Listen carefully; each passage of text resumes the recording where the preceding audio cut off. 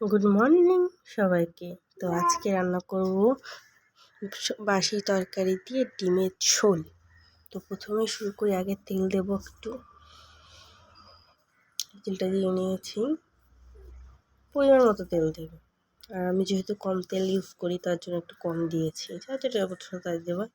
একটু লবণ দিয়ে দিয়েছি, একটু হলুদ, যাতে ডিমটা না ছিটে যায়। আর মাঝে মাঝে লবণ না দিলে কী হয় বলো তো, কড়াইতে লেগে যেতে পারে ডিমটা, এর জন্য হালকা লবণ দিলে ভালো হয়। আর কালারের জন্য হলুদ, এটা তো সবাই জানে। তারপর আমি ডিমগুলো তুলে নেবো। এবার ভাজা হয়ে গেছে, আমি বেশি একটা ভাজা করিনি, হালকা ভাজার মধ্যে রেখেছি, দেখে নাও। এবার একটু জিরে দেবো অল্প পরিমাণে, যেহেতু আমার আগে একটা তরকারি ছিল। তারপর পেঁয়াজ দিয়ে দেবো, এগুলো আমি খুব পাতলা পাতলা করে কেটেছি, লম্বা লম্বা রেখেছি, বেশি ছোট করিনি। পেঁয়াজগুলো এবার একটু হালকা ভেজে নেব।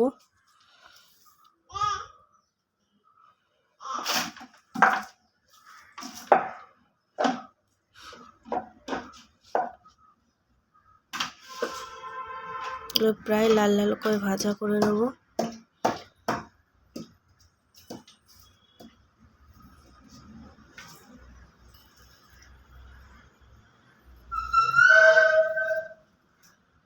হালকা একটু লবণ দিয়ে দেবো, যেহেতু আমার আগের একটা তরকারিতে লবণ আছে, সেক্ষেত্রে অল্প একটু লবণ দেবো, বেশি লবণ দিলে আবার লবণে পুড়ে যেতে পারে।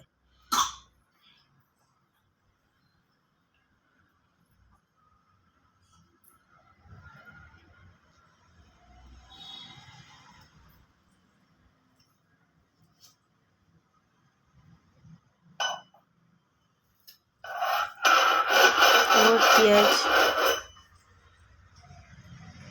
প্রায় লাল লাল হয়ে গেছে।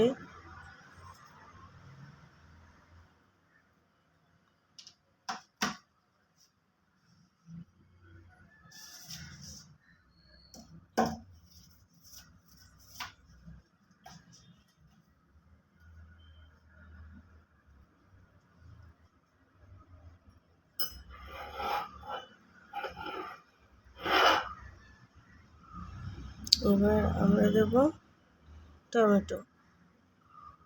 দেখো, পেঁয়াজ ভাজতে ভাজতে টমেটো দিলাম কেন, কারণ যদি পেঁয়াজটা বেশি না পুড়ে যায় তাই, আর টমেটো তাড়াতাড়ি গলেও যাবে, কারণ যেহেতু লবণ দেওয়া আছে, এর জন্য আগে টমেটোটা দিয়েছি। এবার টমেটোটা হালকা ভাজা করে নেব, নরম হয়ে যাবে এক্ষুনি। নরম হয়ে গেছে, এবার দেবো হলুদ আর একটু জিরে গুঁড়ো।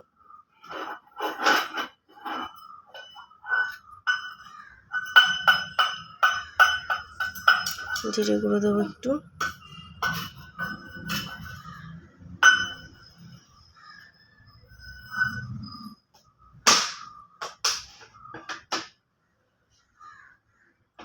নাড়াচাড়া করে নেবো, হালকা একটু কষিয়ে নিয়ে এবার দেবো আদা রসুন আর লঙ্কা, এই 2-3টে রসুন, একটু আদা আর 2টো লঙ্কা দিয়ে পেস্ট করেছিলাম,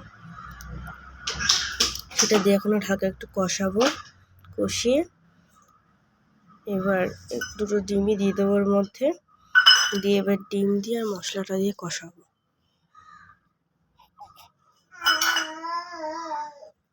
হালকা একটু মিট মশলা দিয়ে দিয়েছি এর মধ্যে ফ্লেভারের জন্য।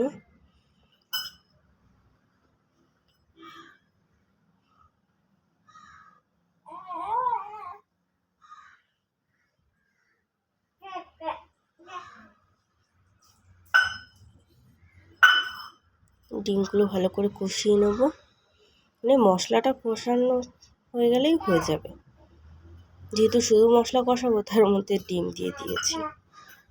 আপনারা চাইলে শুধু মশলা কষাতে পারবেন, অসুবিধা নেই।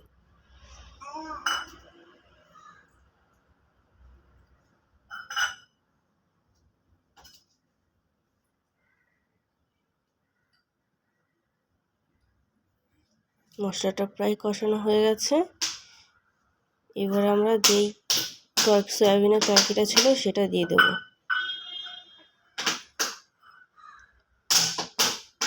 পুরোটাই দিয়ে দেবো। এক্ষেত্রে তুমি যে কোনো তরকারি দিতে পারো, ডাল বেঁচে থাকলে ডালও দিতে পারো, কোনো অসুবিধা নেই। কিন্তু যদি মানে তরকারিটা পেঁয়াজ রসুন হয়ে থাকে তাহলে সেক্ষেত্রে পেঁয়াজ রসুন অ্যাড করবে, আর যদি পুরো ফুল নিরামিষ থাকে তো সেক্ষেত্রে শুধু নিরামিষটা অ্যাড করা ভালো হবে। একটু ধনেপাতা গার্নিশিংয়ের জন্য দিয়ে দিলাম। ব্যাস, এবার তরকারিটা ফুটে গেলে রেডি। ওই তরকারিটা ঢেকে দেবো আমি, প্রায় 3-4 মিনিটের জন্য রেখেছি। ওই ঢাকনাটা তুলে নেব। দেখো ঝোলটা প্রায় ফুটে গেছে।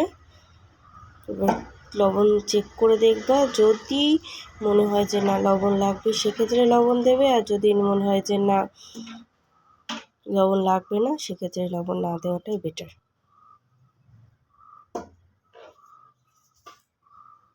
তারপরে তরকারিটা সার্ভ করে নেব। দেখো যেহেতু আমি কাঁচা লঙ্কা দিয়ে তরকারি করেছি এর জন্য এরকম লাগছে। আমি কারণ শুকনো লঙ্কা ইউজটা কমই করি, সেক্ষেত্রে এই তরকারিতেও আমি শুকনো লঙ্কাটা দিইনি তেমন।